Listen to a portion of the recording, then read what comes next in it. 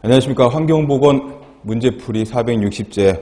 이번 시간은 챕터 5 생활환경 집합소 144번부터 문제를 같이 풀어보도록 하겠습니다.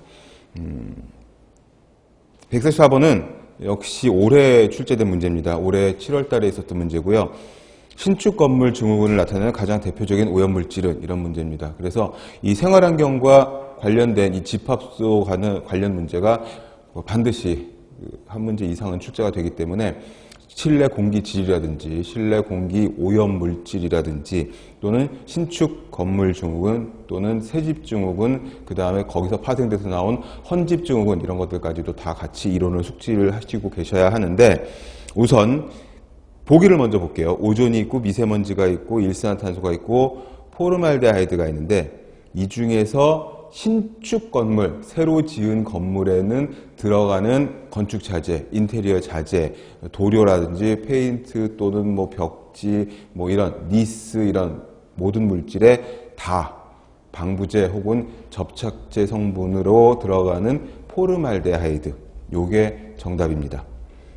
오존과 미세먼지, 일산화탄소는 딱히 신축 건물이 아니더라도 문제가 될 수 있는 전반적인 오염물질이고, 포르말데하이드는 새로 지은 건물, 새집 이런 데서만 나올 수 있는, 물론 포르말데하이드의 특성상 이 접착제 성분에 들어가는 그런 포르말데하이드 같은 경우에는 접착제의 특성이 아무래도 좀 응고가 되고 이렇게 응결이 되고 이렇게 단단하게 굳는 성분들이 있기 때문에 수년이 지나도 계속 나오거나 처음에는 적게 나오다가 1, 2년 후에 더 많이 나오거나 이런 변수들은 소재에 따라 또는 재질에 따라 건물의 구조에 따라 어디에 어떻게 쓰였느냐에 따라 조금씩 차이가 있을 수 있습니다. 그래서 덧붙여서 설명해 드릴 수 있는 것은 이 신축 건물 증후군 또는 이 새집 증후군 문제에서 가장 질문도 많이 나오고 가장 수험생 여러분들이, 응시생 여러분들이 혼란스러워하는 것이 새집 증후군에서 나오는 오염물질, 그 중에서 포르말데하이드는 포르말린 성분으로 나오기도 하고 포르말데하이드 그 원래 물질로도 나오기도 하는데, 이해가 언제 가장 많이 나오느냐 이런 문제들이 수십 문제가 있었거든요. 최근까지 언제 많이 나오는지는 그때 달라요 해요. 그래서 얘네들을 베이크아웃해서,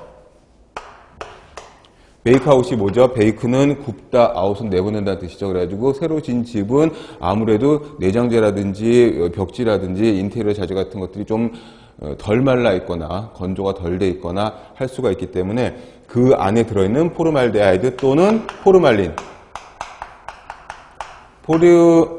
포르알데하이드의 40에서 60% 수용액이 포르말린이라고 하는 그런 물질이 되는데, 이 포르말린은 또 강력한 방부제여서 거의 모든 기자재에 들어간다, 이렇게 볼 수가 있습니다.